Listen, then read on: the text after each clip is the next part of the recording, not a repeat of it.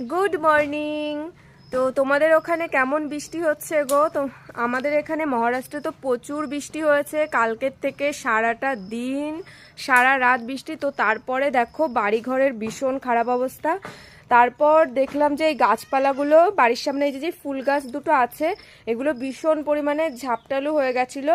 তাই এগুলোকে পরিষ্কার করে একদম ছেটে দিল আমার বর, আর তারপরে একটা দড়ি দিয়ে এক জায়গায় বেঁধে দিল। আর এদিকে দেখো যে দুটো বড় বড় আমাদের লেবু গাছ আছে, ওই লেবু গাছ দুটো মানে বর্ষাতে একদম হাঁটা চলার রাস্তায় ঝুঁকে গেছে, তার জন্য দেখো এগুলো ছেটে দিচ্ছে আবার। আর নাহলে মাথায় প্রচণ্ড পরিমাণে মানে কাঁটায় বেঁধে যাচ্ছিল।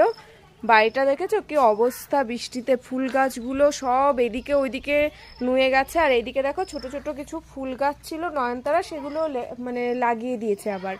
দেখি তো আমার তরমুজটা কত বড় হয়েছে, তরমুজটাও অনেক বড় হয়েছে।